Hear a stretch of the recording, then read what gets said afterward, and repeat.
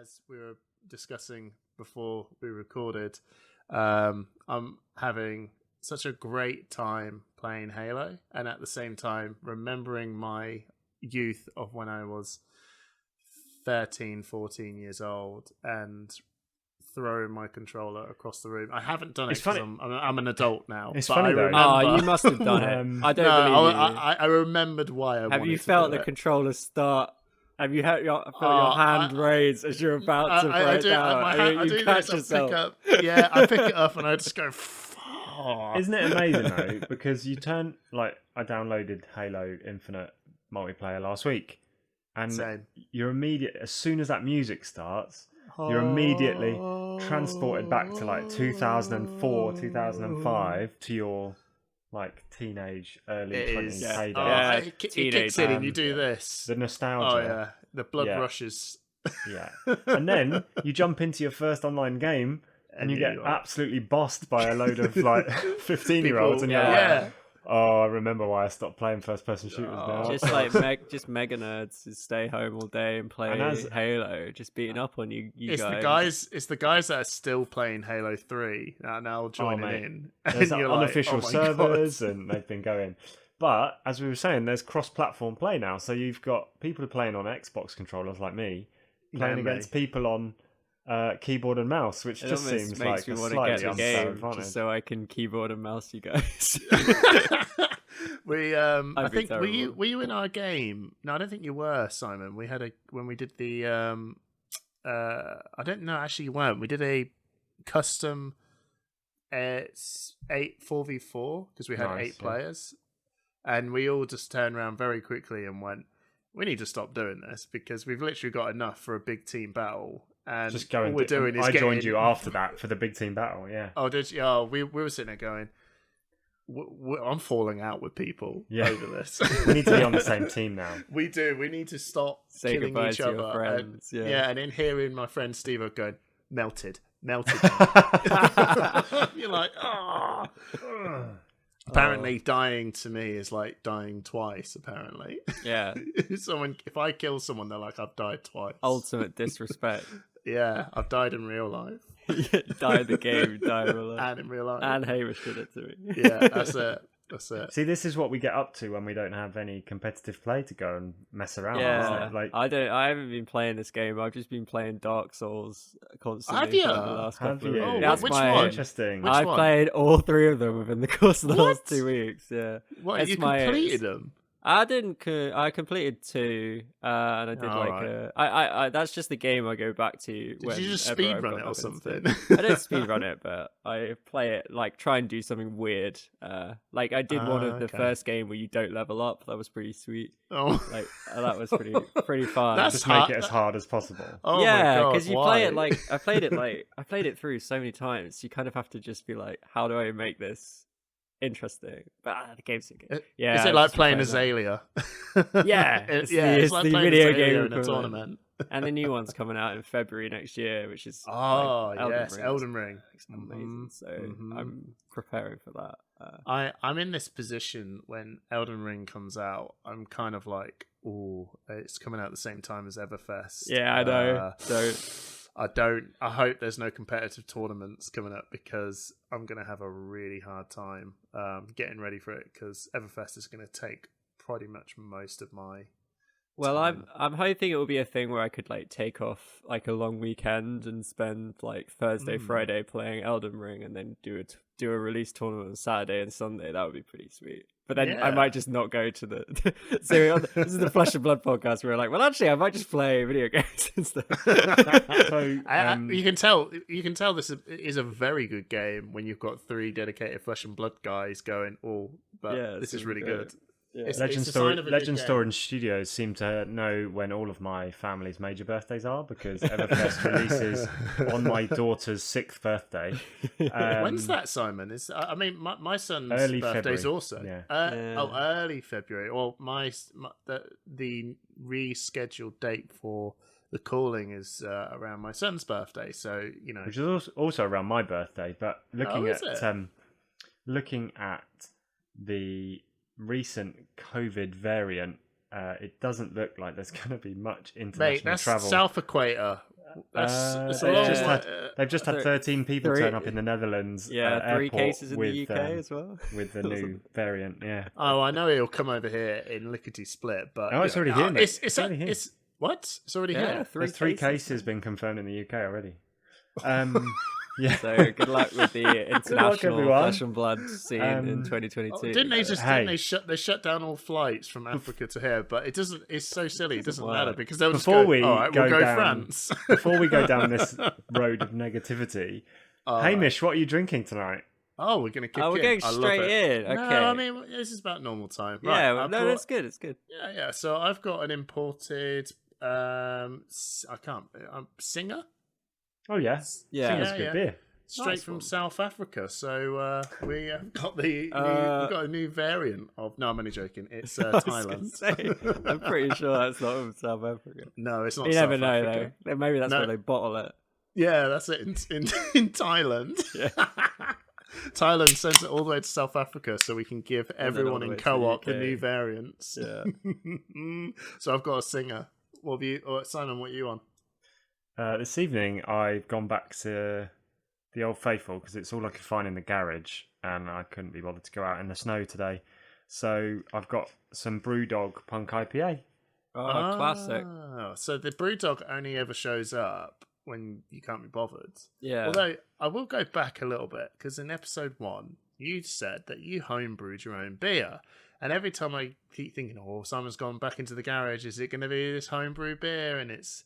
I had one of those last night, actually. I have brought a homebrew on here before. Yeah, the first episode 1. No. But yeah, so I had a homebrew last night, and then I realised, basically, because it's homebrewed and I bottled it myself, it seems to get stronger the longer I leave it. And now this brew in particular is about a year old.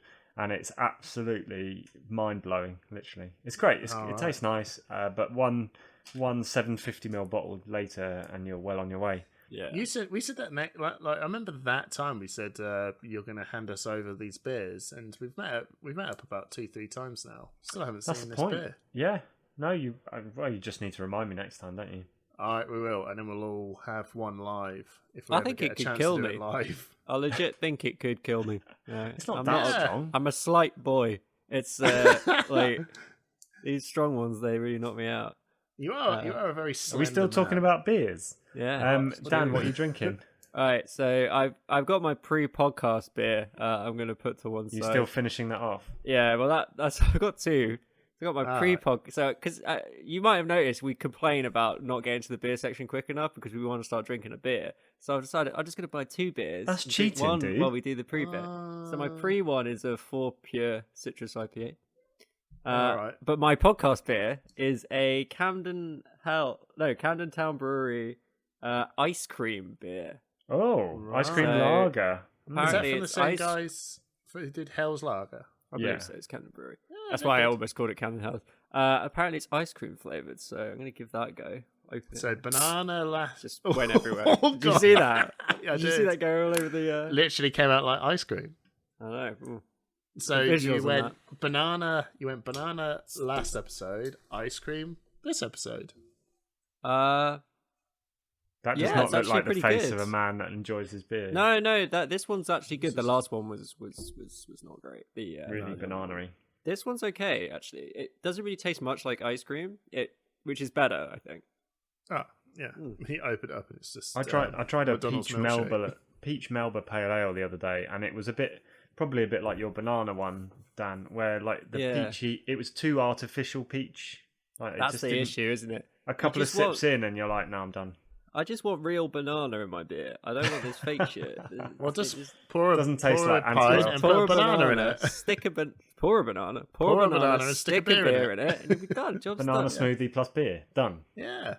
Right, before we get into Simon's what we're going to do today, I have a question for you two guys, which is very important because we're on like episode 16 now or something. Wow. We need a name for the people who Owen listen Wilson. to push the point, right? Like our fans, we need a name to refer to them. Oh, not by. this. I remember hearing this on stuff, and I was like, I don't know. So I was like, we could call them the pushers. Call them that the sounds pointers. bad. That's also bad. PTPers. chumps. The chumps. Well, I was saying, if you're a fan of Push the Point, what do you want to be called? Like, you could comment on this very YouTube video if you listen to it on YouTube, and tell us what you want to be called. Scrubs. The Scrubs. You're a scrub if you listen to us. I like pushers. The pushers. That sounds pretty. It sounds like a roadman sort of thing. Oh dear. Oh dear. I've only just discovered what a roadman was when my son told me about roadmen through a education lesson through his school, where I was like, "Oh, roadmen? Yeah, they're annoying. They're always putting up roadworks whenever I'm in my way." And I'm like, "Oh, nah, wrong sort of roadman." I did actually sit there and think, I wonder what they do when they're not doing their roadworks. Going out, pushing. I have no idea what you're talking about. Yeah, come up with a name for us. I like Scrubs, but if you got something better, give us a comment. Anyway, Simon, what the hell are we talking about? Because I don't know, mate. What are we talking about? I don't know. Nothing flesh and blood. We've just had Halo and beer so far. Halo, beer, and drugs. Let's go. Drugs, yeah. I think, as we've alluded to, we've all had a bit of a mini break from Flesh and Blood, and we're going to talk a bit about the state of Blitz and its place in the competitive scene. I know Tripp has got some tales from skirmishes that he's been to. I only have my first skirmish next week, so we're going to talk a bit about the state of Blitz. We might briefly touch on some Everfest hype because it's not long and that it's been revealed. Some speculations. And then we've got a fantastic interview with a major competition winner that Hamish has sorted out for today's episode, which is awesome. And then after that, I think we just want to have a quick talk about the lack of professional level events in Europe so far and the trouble that we're having versus the rest of the world. Yeah, sounds good. Woe is us kind of talk. Woe is us. What do you want to start with? What I really want to start with is a giveaway. Classic. Oh yeah, and before we even do that, before we do anything, like, subscribe, Patreon, all that jazz. Someone's told us that we do this little spiel bit at the end and it's no good, so we should really do it at the start. I noticed you did it in the Oldham video. That's easy. It's probably working. You can tell it's going up well. We're not particularly good at the promotion, but the subscribers is going off the chat. Anyway, Simon, talk about the giveaway. Giveaway time. We talked about giving away some hats last time, didn't we? We did. And we have a group of people on our Patreon who are... I'm going to name them by name because we do it on our videos as well. So thank you to our Patreons. Currently, Ryan Cooper, Ryan Baker, Noah Rolf, Paul Hallet, James Armstrong, and some scrub named Dan Tripp. Sorry. The Fyendal's Library, should I say? Yeah, Fyendal's Library. Thank you, all of fellow you. Podcast. Awesome. Well, supports Push the Point. Yeah. So I am awesome. Thank you. you are awesome. So we're gonna do our round. I could win a second hat. That would be really convenient because I've got win a second. so I'd save on postage. Give him another hat. So we are going to give away a hat to one of our Patreons, and I am going to tell you who that is. Because he's finding out, he's setting it all up. Now, by the way, guys, I think we have made a mutual decision that these, are they 10, Simon? There's 10 of them, and 3 of them are owned by us. Yeah. And 2 so of them we are have not already been given away. we're not making any more black peak ones anymore. So these 10 are the only 10 that are going to be in circulation. So, because we like to join in on the market manipulation thing that everyone... These are artificial scarcity. Cold foil hats. Well, there will be more hats in the future. They won't be the same. So these 10 black caps are going to be unique, and we won't print anything else like that again. We might print at different colors, we might print different designs, but exactly. this is going to be the first one. So if you want to get one of these ones, I'd definitely recommend go for the Patreon one. You've got a better chance of getting it through that. I think if we do any more giveaways, I think this is the last time, which is probably news to the Perry. I think this will be the last time we do it on YouTube, and the rest of the giveaways are going to be through Patreon. So it's just a right faff to do it through YouTube, like with the comments and everything. It's just so much easier. But it's just weird. Yeah, there you go. Cool. So our winner of the Patreon hat is Ryan Baker. Hey. So well done. Please get in touch, and we'll message you on Patreon when this has gone out to the public. And we've got our YouTube comments as well, which we're going to do. And it's the last one. So if you commented on our last Nationals du Fromage episode, you were in with a... What a random title for that. It wasn't even related to anything on the podcast. Just something Hamish wrote on Facebook the previous day. And I was like, we'll just use that. Come on, that's just good. You remember the Dexter's Lab episode. So we had... how many did we have? 7 people comment on our last. It's good job. Good odds. Good odds. 7 people commented, and I've randomized. We have a winner, which is YouTube user Jack of All. Well done, Jack. So Jack of All, get in touch again, and we will get a hat out to you. So far we only have 1 hat left, I think, because we gave away 2 hats on our last episode. Right. We have a hat each, and now we've. We have 3 hats left. So we've just. I was like, I'm pretty sure. I was double counting. Wrong, so we have 3 hats left. We have 3 hats left. Okay, cool. Well, which will probably, like Hamish says, we'll probably give those hats away to our Patreon supporters. So if you really, really want to get a hat, strongly recommend joining the Patreon. Our cheapest one is just £3 a month. And it helps to support the podcast. And the hats were quite expensive, so it's a pretty good deal. They're limited edition. Come on down. Anyway, so all right. So Blitz. How can we have this? How can we have this conversation? And Hamish will be interested in it. So I'm going to start because I'm going to start. Talk about Blitz and talk about what is your dissatisfaction with Blitz. So Simon, go. Yeah, I haven't been to any Blitz skirmishes since Nationals, but I do play in the odd online event, and I sort of came out of the classic constructed season feeling a bit like Blitz wasn't really worth my time, because in the previous Blitz meta, it got to a point where everything got so aggressive. Whoever went second, won the dice roll, chose to go second, come straight out of the gate and usually win. Like 90% of the time, it felt like whoever went second won the game. So I sort of I thought to myself, if I'm going to play some online Blitz events, how am I going to make it fun? So I put back together a Shiana deck, and I've been losing, but enjoying losing for once, playing Shiana because of the reactions of people sat in front of you going like, "Oh, I don't think I've ever played a shot. Like, what do I need to side? Like, what equipment do I need to use? Am I going to use Arcane It's amazing because Barrier? I reckon you're also in the same boat of going, I don't know what I'm doing either. Yeah, exactly. I have no clue. But then again, if I think back to what my Shiana deck actually is, it's basically the precursor to the Lightning Briar Cheerios deck. Oh, great. Because just what else can the generics? Yeah, what else can you use as Shiana, right? So I've got things like Spark of Genius and Technocore. I've got an Alpha Rampage.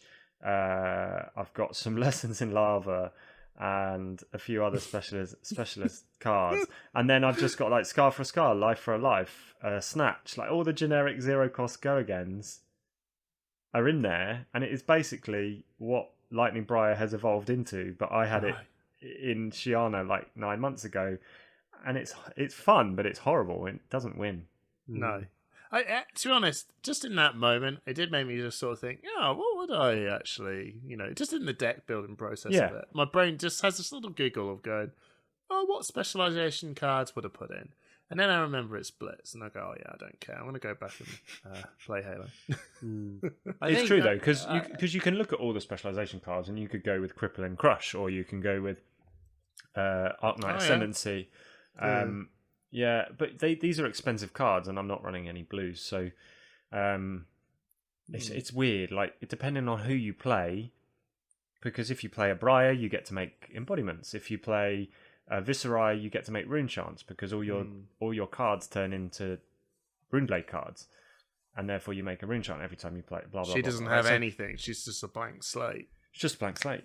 So it's really strange. It's very interesting because it makes people think about what they're going to do, but then you tend to lose anyway because you've got very little armor and very little to do. So I want to just defend Blitz a little bit, but there's one major thing that's happened in Blitz which has improved the format, and I should say I've been to 2 skirmishes, both of them Blitz, and one of them, they were both really well run skirmishes, by the way, but one of them was more enjoyable competitively. And the main reason for that is Oldham. Oldham has completely shooken up the Blitz meta as far as I'm concerned. And it's really good. And the deck is not as refined as it could be. And it's done an amazing job at slowing down the meta. So like Simon was saying, when we finished the last Blitz meta, it was incredibly quick. Whoever went second just bam, bam, bam, killed the opponent really quickly. But Oldham has really put a bit of a check on some of that. So the power of this Oldham deck is really strong, and the more people play it, from my experience, there's never been an issue of going to time. Obviously, the games run longer; they run 25 minutes rather than 15 minutes in Blitz. Still a half an hour game. There's plenty of time left at the end, and the way these Oldham decks are changing the meta of Blitz and making it less about bam, bam, bam. Because if you do that against Oldham, you lose because Oldham just blocks. Oldham cycles the deck, and then it hits you with Oak and Old at the end and kills you.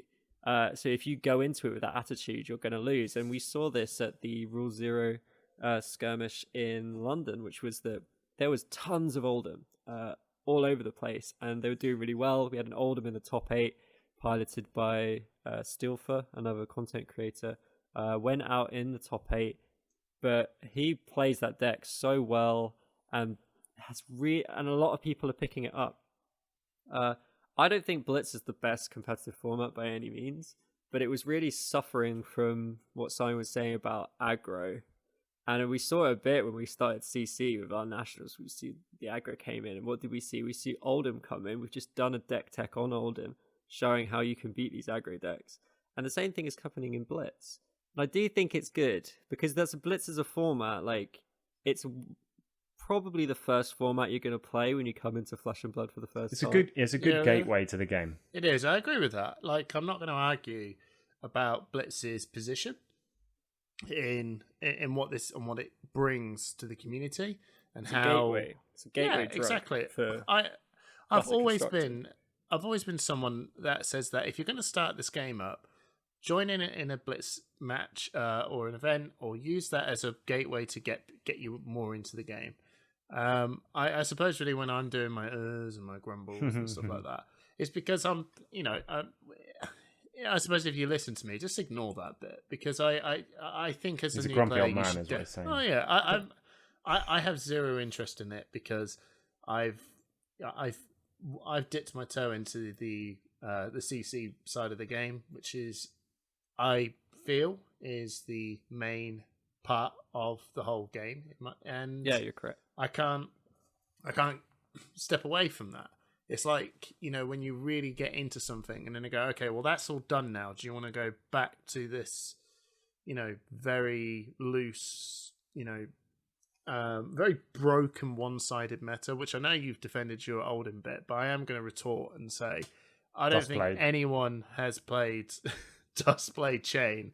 Did anyone bring that to Rule Zero? Because that is busted beyond belief. All I was thinking while you were talking about Oldham taking the game long is, that's more counters on a Dustblade. Yeah, that's all I thought. I sat there and thought, okay. I'll just that's why it was hit you for 12. That's why it was banned in CC, right? But this is what we're looking for in the Blitz meta, is variety. I don't care if there's a deck that kills Oldham, like there should be. But Oldham is Chain a great beats check. everything. Oldham is a great check to Ira, and Ira can do crazy annoying things, and Dory is around. All I can say is, from my experience of the skirmish events I've been to, yeah, that's fair, is that the meta in Blitz is the most diverse that I've ever seen it. Like, Simon, me and you were playing around, and we were going to tournaments, and it was just Ira and Dory, and then the Kano in there. Yeah, absolutely. Every single tournament, and it was just we were both getting burnt out on that, doing the same thing every single time.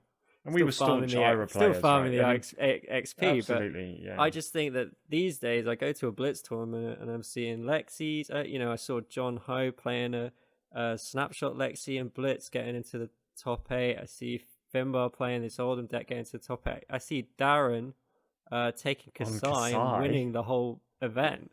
And it's like, sure, I did not come against this chain deck. It's probably really good. But let's bring it to the tournament then. Let's see. Well, no, I brought it to not in my meta. Someone bring it in my meta. Not in my meta. Not in my meta. Not in my meta, mate. I can only judge the meta that I'm taking part in. And if someone says, "Oh, well, this deck is broken," it's like, well, okay, come and play it. No, absolutely. No, we're only digging in. The only time I saw that deck being played was by Darren previously, and I think he went 1-5 or something. He's gonna hate me because he probably went 2-3, but maybe he wasn't playing it right. Well, it's so you're saying to me, why do I despise Blitz? Again, I've made that point. I don't despise Blitz. Yeah. I find Blitz boring as hell for me as a player. I know its place. I'm just not in that pie. You know what I mean? Do you know what though? As much as there's been a bit of negativity about our chat, I have been looking at skirmishes and thinking, "Oh, I wish I could go to that skirmish, and I wish I could be there." But it's not just the gameplay, and I agree to a certain extent with Hamish. There is still an element of dice roll. There is dynamics, but at the same time, I go to events to see people and to have a good time, and that doesn't change. The atmosphere at the event is still awesome because we have a great community. I agree. It's like we've had this taste of nationals and of high level CC play, and now we've had to take a step back, and it's a bit jarring. I completely agree. I went to a skirmish. I went to Kingdom Gaming's one, and I loved it. I had a really good time. I had a great time seeing yourself, Tripp. I had a good time hanging out with other people. I did terribly. This got nothing to do with why I hate Blitz, but I enjoyed the company I was with everyone, and then I just could not take the format seriously. I just couldn't care if I win or lost. And it's fine. I've got two questions for you, Tripp. Yeah, go on. What mat did you flex at your skirmishes?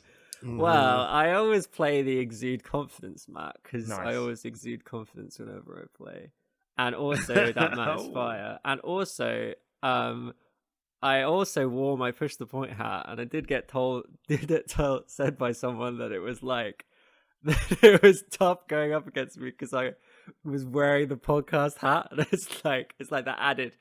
God, this guy knows what he's doing because he's got a podcast. that was my next question. So you've answered 2 in 1. Did you intimidate with your push the point hat? Apparently so. I got knocked out in the top 8 against a long-time player of the game, Seb, who was also playing Ira. I beat him in the Swiss, and then he beat me in the top 8. So it's all good. So what you're saying is your intimidation tactics don't work on the good players. That's 100% correct. Yeah. Oh man. Right, we've talked enough about Blitz. Let's talk about something else. No, I'm actually just you came up with a good question, Simon. Actually, do you rock that Nationals playmat? I actually prefer. So I do the top 8 Nationals playmat is nice, and I have been using it for a bit. But I think I prefer my Tunic playmat. Okay. I use my top 8 playmat because I think it's probably the only playmat that I've actually won. Because everything apart from the pre-release one, which I hate. Oh yes. I don't like that tree one. But you have to get your favourite. Just looking at me, and I really like this mat. This is the Illuminate one. Illuminate. It's a lovely mat. I'm really happy with that. That's a sick mat. Where'd you get that from?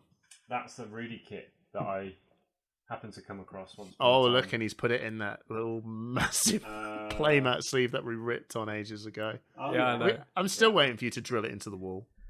No, I was going to... We're much more sophisticated than drilling into the wall. We're very middle class, and we like command strips because You are middle class. Yeah, exactly. I think we've had this conversation on the Discord about the value of mats, and I think it's so dependent on the context in which you won the mat or which you got the mat. Like my Exude Confidence mats were from 2 Road to Nationals. There, I was really, really happy with my performance, and it doesn't. I love the art. I really like the card as well. Like I think it's the actual card in the game, and I think once you get something that you really like, you just stick with it. Well, okay. I will find out this last Simon question. is doing the most amazing podcast thing where he's just showing us mats and we're not commenting on I'm not them, talking about it. No, that's fair. So Tripp, you've given us, you basically answered my question that I did want to throw to you guys before we move over to the interview. And I would also like to throw this comment out to everyone on YouTube. Give us a comment. What is the most favourite Flesh and Blood mat that you own? And give us your reasons why. Or if you don't own it, even if you don't own it, which one would you love to own if you could choose to own one? So I'm lucky that I've got my favourite playmat that I wanted to own, and I own it. Your Viscerai one. Viscerai? Oh yeah, the Arclight Ascendancy mat. I feel that, I don't know, maybe someone in the UK tell me that I'm wrong, but I think the only guy in the UK that's rocking it out at the minute. Because I have not. I think you might be right. There are just so few Arcane Rising playmats in the UK. There is another. I have seen it in the wild, but I've seen it. I thought it was once. A long shot. I think I saw it at Brighton. Okay. Okay. Oh well. Well, that's my favourite. So throwing it away. No, that's fine. To be honest, the odd, it's not. I'm not going to be the only one. But that's the Arknight Ascendancy playmat is my favourite mat that I've got. I didn't win it. Obviously, I brought it because it came out quite later on. Just got it for a bargain, mate. 40 quid. Yeah, got it shipped over from New Zealand. All that time ago. It's a year ago now. Yeah, that was back then when I thought, 40 quid's still quite expensive for a playmat. Yeah, it is. God, just tell me to see Faye was listening because I don't think I ever said, just tell her how much it's worth now. Like, I think it's probably 100 quid. So yeah, Simon, what is your favourite playmat? So I think I've got 2. I'm just trying to decide in my head what I'm. You can't choose 2. No, you got to pick one. What's your favourite child? The short list is you my. Have to choose one. No. I don't want a short list. Yeah, no. I've got to talk it through. 5. I've got to talk it through. So the short list is the Tunic and the Illuminate one. I think the Tunic wins because I won it and it's an amazing mat. Okay, right. So Tunic is your favourite mat. The one that I don't have, or the 2 that I don't have that I would absolutely love, there's a Torrent of Tempo mat that I know someone right here has, Dan Tripp. Is amazing. But if I could choose any mat that I have seen, the Mask of Momentum mat is incredible. Wow, that's mega rare. Yeah, it's really. I think that's super rare. The single figures. There is one mat I don't own, and I really want, and someone here also owns that mat. It's Mr. Dan Tripp, and I'm getting a reputation here. Yeah, you've got a rep of owning all the mats we want. Yeah, I fell in love with the Blasphephet mat, the Eclipse mat.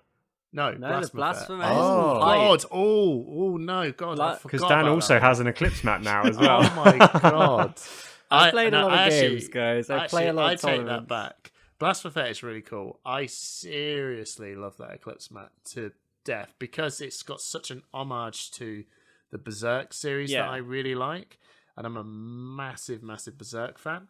You can even see, you guys can probably see in the picture behind me here, you've got the Eclipse. It's such a unique moment in that series, and clearly that's been inspired in some form into this game because, eclipses were never a thing in the whole history of space before Berserk came out. Right. But come on, Dan Tripp, come on. That. So I own the Eclipse mat, the Torrent of Tempo mat, and the Blasphemous mat. But the thing is, if you want mats, go to armories everywhere, and you will get lots of mats. That is my one bit of advice. My first bit of advice: don't have kids. And my second bit of advice: every weekend, go to the middle of nowhere armories and try and win some. I think the one I like the most is my Exude Confidence mat. It's the one I use for every tournament these days. Torrent of Tempo is very much a second place, but the Torrent of Tempo one is worth slightly too much money to use every single tournament. At the Blitz in yeah, Kingdom I Gaming. use it for Kingdom. Whenever I play Ira, and the venue doesn't serve beer, I bring it along. But the Exude is my main one. A mat that I would want that I don't have. I would love to get an E-Strike mat at some point. Ooh, I would prefer to win it in some kind. I'd like LSS. You'll to never win reprint that, Matt. Yeah, but it would have to be like, I imagine it will be a Worlds thing. So I don't. It was a judge's mat. It was a Was judge's mat back. I think. Well, okay, so don't completely quote me, but I believe it was a judge's or some sort of like early thing. And it was a staff member mat early on, I think. And I know a couple of them have been given out to content creators who had early on expressed an interest. So you can hold out hope, Tripp. Well, I mean, I would love that. The thing is, I would love to own an E-Strike mat. But you have to think about value and stuff, and it's like you don't want to. That's why I love my Exude mat, because I have 2 of them. So if one gets absolutely trashed, I have a backup one that I can use. I hear that you don't. I'm not hearing Eclipse a lot. So Tripp, let's talk business. Well, apparently I need to try this Dustblade chain out. So when I get that sorted, I can bring the Eclipse. Just a quick shout out. Oh, go. Oh, go on. No, just some Canadian content creators that have just started up a podcast called Spark of Genius. It's really good. I was listening to them. They're really good. Eric and Rolf, really, and in part this playmat discussion came up just because they've done a bit of a collection recap. So Eric basically walked through his collection on video, and the playmats at the end made me realise I've got too many playmats. I have a problem, and you do have a lot, but they're just so iconic. Some of the art is just incredible, and I think LSS have done a great job making them hard to get, and it just means so much more when you do get them. Anyway, winning a playmat is always a satisfying feeling. Yeah. So what we need to do now is move on, because we have better than playmat talk. We have an incredible interview with. I'm going to let Hamish introduce it. Yeah. We've got Tariq Patel, the Nationals winner of the US of A. So here he is. Hey, Tariq. How are you? I'm doing well. Thank you for having me. Thank you for jumping on to push the point for a little chat. So I guess really one of the first point questions I wanted to get into is, what made you start playing Flesh and Blood? Because you have a history of playing. It's Magic the Gathering, isn't it? Or was there any other TCG games you jumped into, or was it just mainly Magic? It was mainly Magic. I played the Yu-Gi-Oh card game for years when I was younger. Let's say like 2004 to 2010-ish. So a good 5-6 years on that one. Goat format, all the way up to, I think the last format I played was like Tour Guide. So I played that for a good amount of time. Had a decent amount of success in it as well. But then Magic from like 2014, 13 to about, I guess currently I still play it, but the competitive scene's kind of been on a hiatus, I'd say. Yeah. So. Yeah. that unfortunate announcement that they basically put a spanner in the works for all physical pro play. Official? Or is there still some, community based stuff going on? Yeah, there's like the unofficial GPs. We just had one in Vegas recently, but for me that doesn't really scratch the itch. They're kind of like 5Ks or whatever. It's they're okay, but for me, I don't know if it really is the same thing. I hear whisperings that they're gonna go back to the older system. Well, I'm hoping. Maybe that's just wishful thinking on my part. Once the pandemic kind of dies down a little bit, but. I mean, we'll see. As of now, I'm very much on a hiatus on that game. I'll play from time to time, just to kind of try out the new cards, the new sets, but nothing like I used to play. Sure. So again, back to the original question. What brought you into Flesh and Blood, man? How did you hear about it? What got you in? Right. So the first time I heard about it was actually when they did their big, $1 million announcement. That'll do it. Saying they're going to be supporting competitive play and have a pro scene and all that. Because for me, I'm a very carrot on a stick type of guy. I really enjoy chasing the carrot, even if I know I'll probably never reach it. Just that doing something for the purpose of a goal has always kind of been fun for me, no matter what it is. Most recently, my most recent addiction is Halo. So, I just got Onyx. I'm constantly grinding Halo to kind of hit Infinite? Onyx now. Yeah, Halo Infinite. Yeah, I'm the same as well. Yeah, so yeah, you got to get that. If you're doing the battle pass, you got to make that grind, get that ultimate. Yeah, I'm the same. So we just hit Onyx there. So when LSS kind of announced that this is what they're doing, I'm like, okay, cool. This is something I can stick my teeth into. I've played a couple TCGs before. I know kind of the gist of it. So I just jumped in head first. I reached out to a couple of my Magic friends who I knew were playing the game, were big in Toronto. David Rood, who's like one of the top Toronto scene guys. He kind of runs Flesh and Blood down there. And he invited me to his Discord, to his group, and taught me the basics. I went from there, learned the game. Went to a pre-release as my first event ever. Excuse me. And the rest was history. Did the pre-release, and the next week was that iconic draft that really taught me that free cards were still good in this game. And so was there any transferable skills that you had from playing a lot of Magic in the past that was useful in this game? Because I know that it's still card games, but there are some big differences in terms of resource management, card drawing and all that sort of stuff. Is there anything that came from Magic that you thought, actually, you know what? It's pretty good that I know all this stuff and it's pretty handy in this game? I'd actually say this game is one of the more unique games I've ever played, and there's not many transferable aspects from Magic to this game, right? So one of the big things for Magic is everything that you do previously usually affects the rest of the game onwards. So, but in this game, there is no real permanent type effect. Like there are auras that stick around for an additional turn and so forth, but a lot of the concepts like card advantage don't really exist, right? A lot of the aspects like board advantage don't really exist. The only thing that kind of is transferable is, evaluating cards based on mana value and tempo. But tempo is just so poorly understood, even in Magic, a game that's been around for 25 plus years, right? That, my definition of tempo may be completely different from the listener's definition of tempo. So this game was very fun because everybody had their own kind of like theories about how to approach it. And it's still happening to this day, right? As I get more into the community and I start talking to the more advanced people, we see the same objective cards completely differently. No, I agree. I like that. And if I know that you did a bit of a deep dive about tempo in the Arsenal Pass episode that you were in. So I recommend anyone, if you really want to get more into what does tempo mean, and I saw some of you were quizzing some of the guys as well, which was quite fun to listen to. So go check that out if you want to know more about Tariq's thoughts on that. So another thing, how do you set out to build a deck, and what draws you to some particular heroes? There's a link on question from one of the New Zealand guys, Aaron Curtis, that threw this over.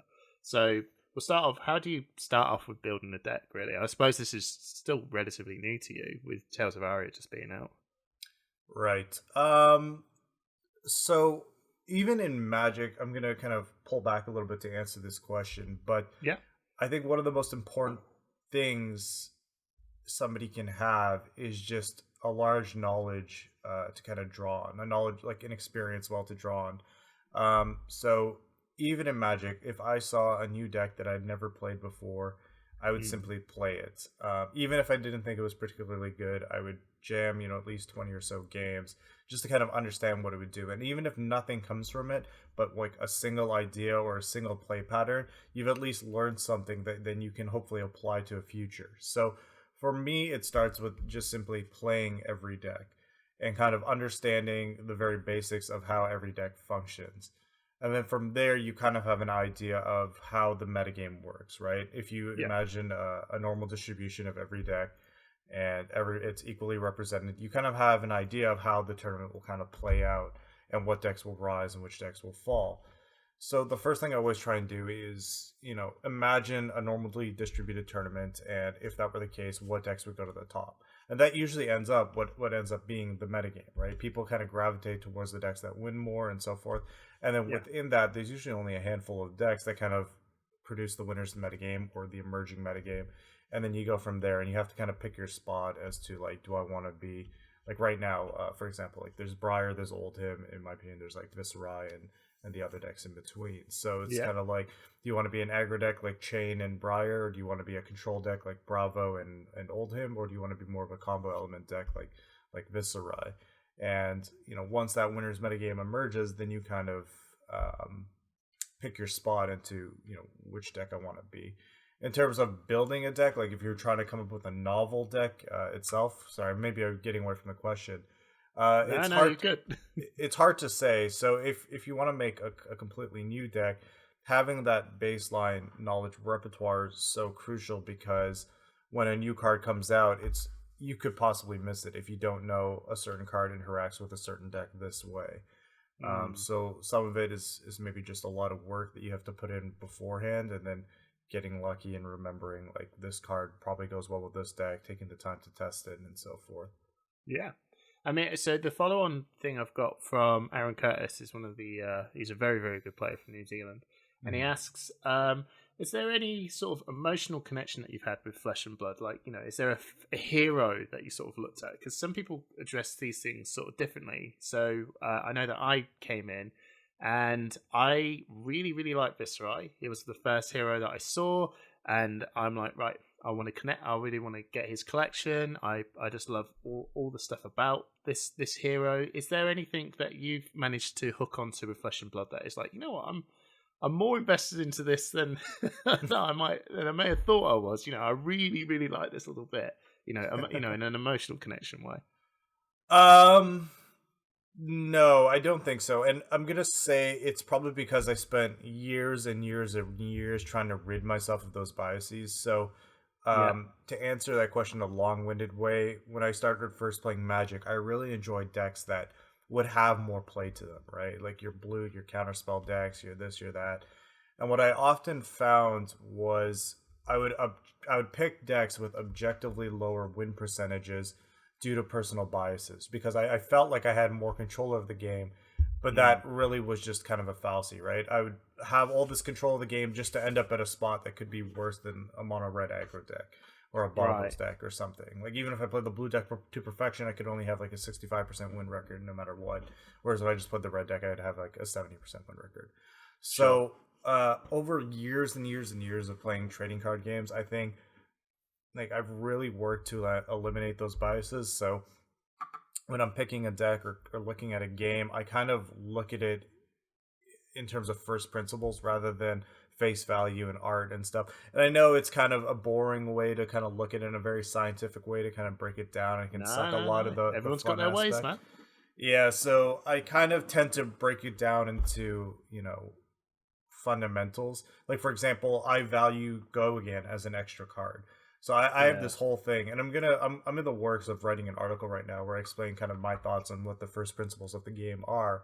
But for me, the Go Again aspect is functionally a card advantage, because if you're left with a card in hand at the end of turn and you draw back up to 4, you're functionally down a card. So Go Again to me is almost an extra card, right? An extra break point, like 4 power, is like a third of an advantage because they block, but you deal a 1 damage over. So like I have all these like nitty gritty like card evaluations for everything. So for me, when I break down heroes, the first thing I gravitated towards were the Go Again champions, aka Chain and Briar. Right. But if I were to say which kind of art and theme kind of drew me in, like if I was to go purely from that point of view, or even mechanics, like, or a play style, right? Play style, not so much. I'll play whatever I think will give me the best shot of winning. Sure. But I will say Dorinthia, I thought was like the coolest art / I thought it was like all the cards look very like cool and sparkly, and the art really drew me in, because one of the first games I played was against, like I bought like a Blitz deck or whatever, and somebody played their full-on Dorinthia deck and just smashed me. So it was like, that's nice. So, but I was really taken back by like the art and everything. I thought it looked really cool, and I thought, the mechanics were really cool. So I'd say Dorinthia.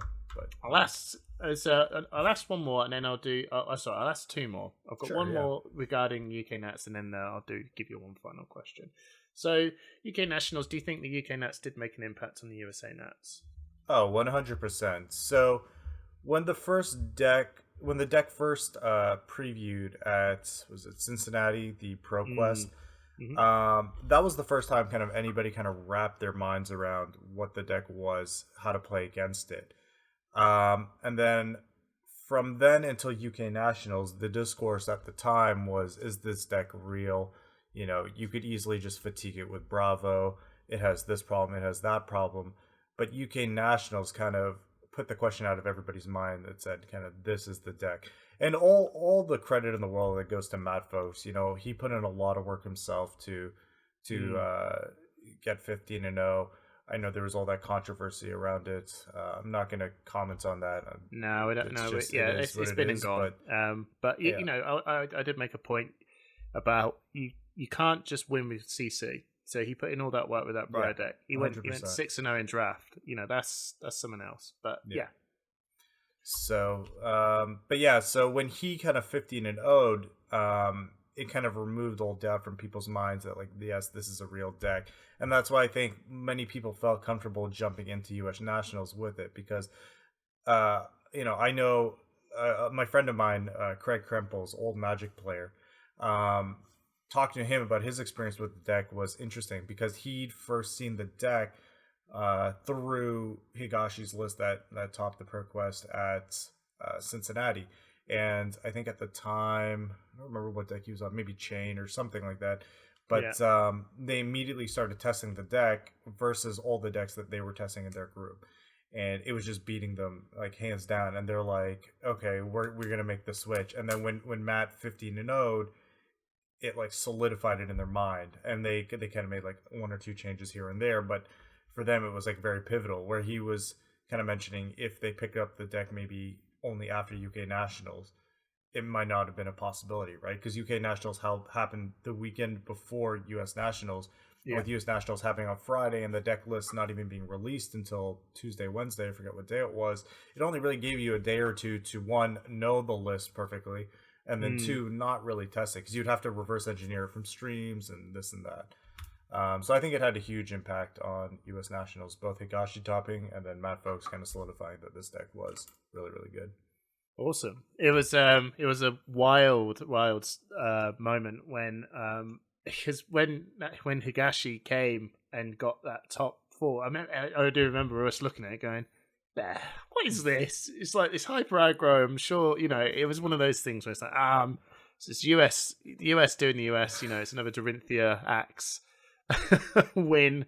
What is this stuff? And then my friend, it's really weird. Like you said, the community is really small, even though it's worldwide. A friend of mine came over to me and said, "Oh, there's a guy who's playing this Briar deck in our armory, and he just slammed absolutely everyone." And he was one of Matt Folks' pals that was doing it with him. And I think he must have thought, well, you know, you guys don't have enough time. I'm going to bring this to an armory. Bad move, because the second I found out about it, I was like, well, what is this stuff? And then I took it to the UK group, I took it to the New Zealanders, and we were all like, what? What is this deck doing? So I spent 5 days with my Viserai deck just getting suplexed through a table, going, what is this thing? And luckily I did actually manage to, it's not about me, it's about you, but I managed to get slapped in the face so many times. When it came to UK Nationals, one of my good friends, Sharif, also who got into the top four with the deck, because he just saw this and went, I don't even know what I'm going to play anymore. I'm just going to take this deck and run. And he did really well with it. And I played him in the Swiss, and I was like, oh, thank goodness.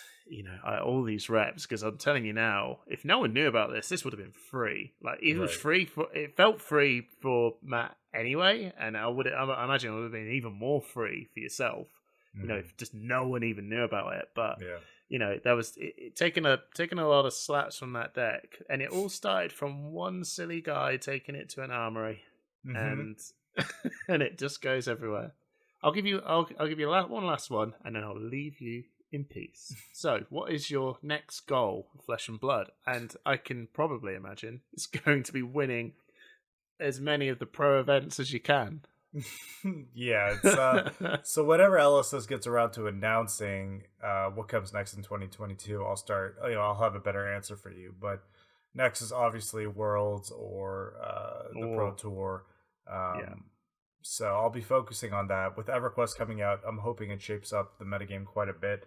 I do think at this point, the metagame is fairly established. Like, even though there has been the events to kind of show what the progression is, I have a feeling that I have a pretty good idea of what the events will kind of show and what they should be doing. So until EverQuest comes out, I don't really have a goal to kind of work towards. So I'm kind of keep my eyes open. I'm excited for spoiler season. I'm excited to see what LSS puts out. And yeah, my next goals will definitely be Pro Tour focused. Yeah, you're lucky. You've got loads of Pro Tours coming up, hopefully near the start of the year. The rest of the world has to wait until sometime after July. Yeah. So it is going to be kind of interesting to see how Worlds pans out with ELOs when, North America, like, yourself and everyone over in North America are just reamed with all these professional level events, and you've got a load of guys in Europe that are going to, their ELO is based on 5 or 6 games, whereas you guys are going to have 5 or 6 tournaments. Yeah. Which is going to be interesting how Worlds pans out. But anyway, thank you so much for your time, Tariq. Yeah. Is there anything you want to sign off before you go? Thanks, or any shout outs? Not sponsor wise. I just want to shout out the community. I think it's been great overall. I've had a ton of fun ever since I played this game. I really hope it grows and turns into what I think we all know it can be. If you want to follow me and hear my thoughts, I'm on Twitter. My name 10, so Tariq Patel 10 is where I'm at Twitter. Go ahead and give me a follow. I like to tweet random things here and there, not just about Flesh and Blood, but life, magic, etc. So yeah, I think I hope everybody's happy and healthy out there and is staying safe during the pandemic, and I hope the end is near and we can all get back to real life Flesh and Blood and events. Oh, you had me worried when you said I hope the end is near. I was like, oh man. I have a morbid sense of humor, but that's not that bad. Cheers, Tariq. Thanks so much. Yeah, thank you for having me. What an amazing interview, Hamish. Thank you. And what a great segue to our last segment, coming from one of the top pro players to talking about how Europe has been hard done by so far with a lack of professional level events. No. So let's give some context for this, Simon. Yeah. What's okay. the background for this? So obviously, when the game started in New Zealand, they've had the calling multiple times in Australia, New Zealand. They had a bit of a breakthrough in America early on and held 2 calling events in the States, and then COVID hit, right? So we've had 2 years now of COVID precautions, COVID travel restrictions, and they've just started up. They've had 4 calling events in the United States throughout September, October, and then national season started November, or end of October, November time. So Europe has had nationals, 1 set of nationals, and we were due to have our first European calling next weekend, the 4th, 5th and 6th of December.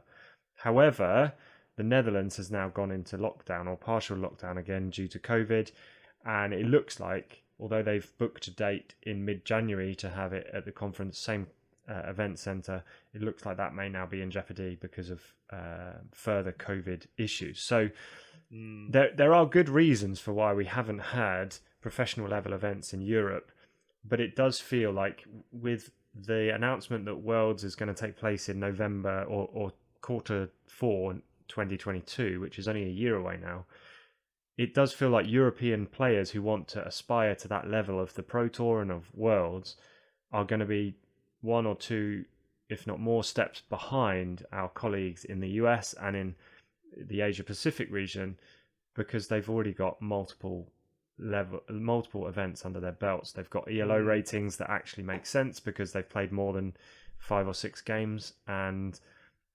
that they've had this exposure which we really haven't had. Like, what do you think? Experience, isn't it? And like we were just saying in our previous conversation about Blitz, the vast majority of the people in the UK are getting Blitz experience from tournaments. You know, they had RTNs and nationals learning how to play CNC. Like, we had this conversation in the podcast before the Road to National season. I had never played Classic Constructed more than 3 games.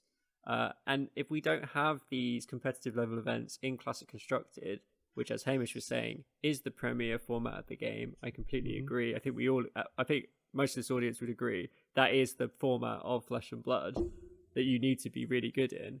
And we're not getting that competitive experience. ELO is obviously an important part of this, and access to PTIs, obviously, to actually get there. There's no point in getting there and not having any experience of how to play Classic Constructed Flesh and Blood at a hyper competitive level. So we know what they want to do. This is this awkward position, really, of trying to get them fleshed out, really, and in motion. I suppose really the COVID thing is just always going to be a forever big problem, and it's also another weird situation that Europe kind of faces, because as a continent with many countries all sort of linked together, it's easy, but it's not. Do you know what I mean? When you go through the national season, there's quite a lot of for nationals, quite a lot of it was a European broadcast thing. You know, you had America do its one, and then you had Canada do its one, and then you just that weekend you're like, oh, you got Portugal, France, Italy. You know, there's so much stuff going on here, so it is really tricky travel wise to get a calling and get all of these people in these countries to come and jump into one spot in a world of COVID. It's just particularly awkward in our I think area. that's the disclaimer, though, isn't it? In a world of COVID, because without COVID on the picture, I think it would have been fine. It would have been, and there would be a lot of people who would be willing to travel for a weekend to another country within the EU to have a good time. But I do think there's an opportunity that's been missed, which is following the same model that we've seen in the USA, which is tying a nationals event to a calling. So, for example, if we had had a calling attached to the UK nationals, I have very little doubt that we would have seen European individuals coming over to the UK to take part in the calling. And then they are able to get access to a calling level competitive event. And there is an argument we're not just saying this from the UK.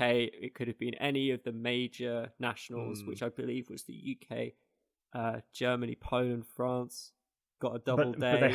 But they had those events on 2 weekends, and if you don't separate out, so the UK was on its own, but then France, Germany, Spain, Portugal, Austria, they all had them the same weekend, right? So that's a planning issue. Yeah, exactly. We're seeing it in the US where they did. Well, it's very different though, isn't it? US has got Channel Fireball, which is this huge team behind it that's established in other, for Magic the Gathering, and I'm not sure if they do any others, but it's a different league. Yeah, different landscape.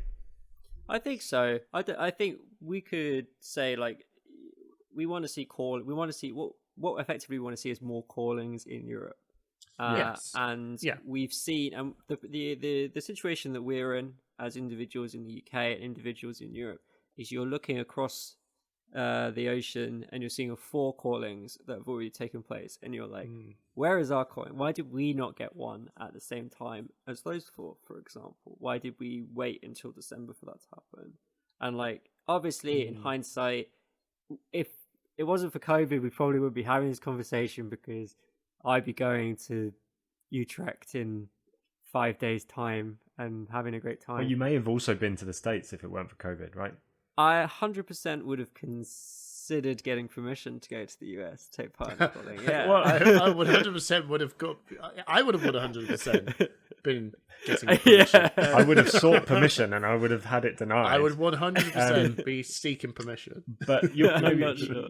The call of a calling in Las Vegas, for example, is huge, right? The audience for that is international. It's worldwide. It's not just the USA and Canada. Well, I remember when it was announced, we were all chatting in the Discord. Yeah, about, we're going to go. It's going to be amazing. Someone was like, "Guys, COVID." We're like, That is a because at the time we would have had to isolate for 2 weeks getting there and isolate. The second map was it was like maybe. You're like, what are you mint and don't care about work? I'm sure you'll be fine. I'll just take 6 weeks off. I'm not Matt Rogers, so what can I say? Look, we don't want this conversation to come across as negative to LSS because we basically just want a little bit of a vent here. Like, as effectively, we are so interested in the competitive side of this game, and it we're hungry, man. We're hungry for more, and we just want to make that clear that I was just gonna add to that because we are coming from we've already explained our bias. We came top 11 at the UK Nationals. We've all had experience now of this sort of level of event, and we are that player that wants to do well at a calling or a ProQuest or whatever the next event's going to be.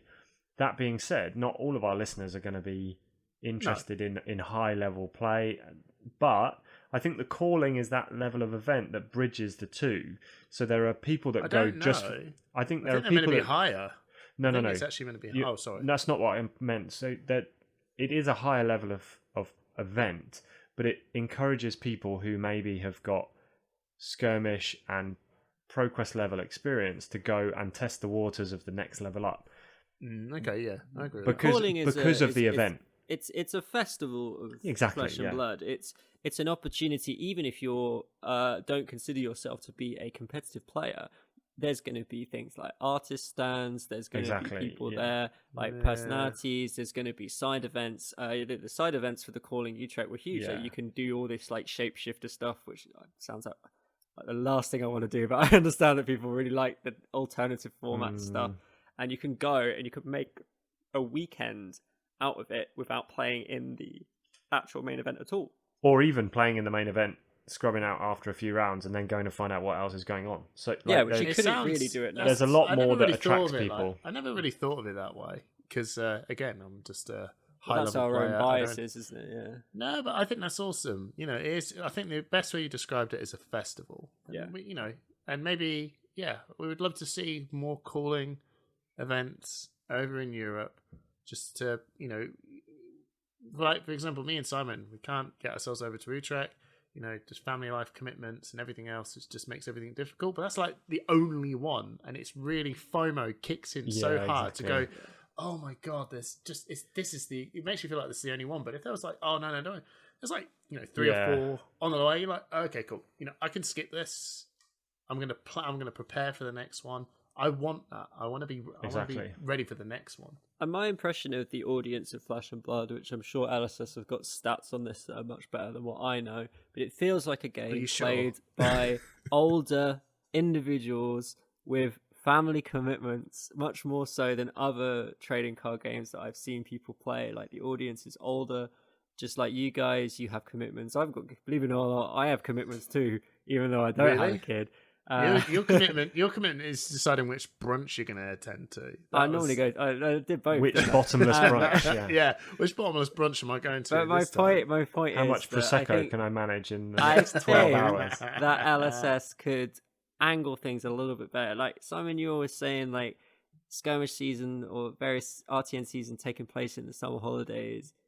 It's kind of a bit of a killer, really tricky. Right? It's really tricky. Yeah, it's brutal. However, again, LSS have shown that they want to be different. They've just announced this whole recyclable packaging for cards. They're clearly trying to do things in a different, more interesting way. Thinking about their audience in that way would be really positive, and giving people variety options of dates in terms of calling events would obviously, I imagine, be very useful for you guys. James White, you're a dad. Come on, think about us dads. Well, to give LSS credit and their OP team credit, they have listened to myself and other people within the community when we've spoken about issues with scheduling events, because obviously New Zealand runs on a different calendar. They have their summer holidays in our winter, so the dates don't tie up. So they were coming from a very southern hemisphere perspective, and they didn't necessarily realise that the COVID condensed event calendar would clash with other things going on. So they have listened to that, and maybe we'll see next year that they've taken some of that on board.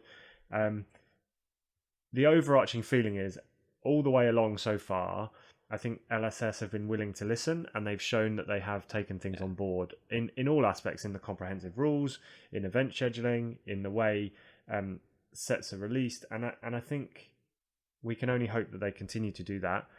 As you've mentioned, the audience tends to be maybe a little bit older, more experienced, more affluent, maybe, and able to develop opinions and strategies that will help the game grow and develop with us. So hopefully that continues. Yeah, we're in this for the long term. I feel like we three are anyway. We just want to see the game be as successful as it can. And I do agree with Simon. They've already done a lot, and I think it's a really positive sign. Sick. I think we are almost at the end of our episode. I think we are done, boys. Yeah. I'm done. What a cracker. That was a good one. It was good. We always say this at the end after we stop recording, and it was pretty good, but that was a nice one. I think this was good. I hope you enjoyed our random Matt segment. Remember? Yeah, we enjoyed Matt's segment. So let us know what your like favourite Matt is and what Matt you'd love to own. I probably own it, so get in touch. Ooh, big shout. Oh, look at that. Simon owns a lot of Matts. Maybe we need to do a bit of a Matt off. Between me and Simon, we probably own the one you want, unless it's E-Strike or the really, really old ones. So, nice one, guys. Remember to like, subscribe on join YouTube. The Patreon. We're on Spotify, Google Play, Apple, iTunes Store, whatever podcast you probably listen to. We may be on it, most likely. Yeah, and check out our most recent deck tech, the Oldham deck tech, the Greek national champion. It's a really good video. And if you're interested in playing Oldham and CC, I recommend that you check it out. Learn from the best. And remember to get onto the patrons. We've got 3 hats left. We're going to be doing giveaways for the patrons. So if you want a limited edition black push the point cap and you're really into that sort of stuff, jump in. Or if you just want to help and support us, that'll be awesome too. Waiting for Simon to say. Simon's doing his thing at the end of the episode where he doesn't say anything, and then he just says bye very loudly. Yeah, so he's been Simon, doing that a lot lately. Bye! Bye!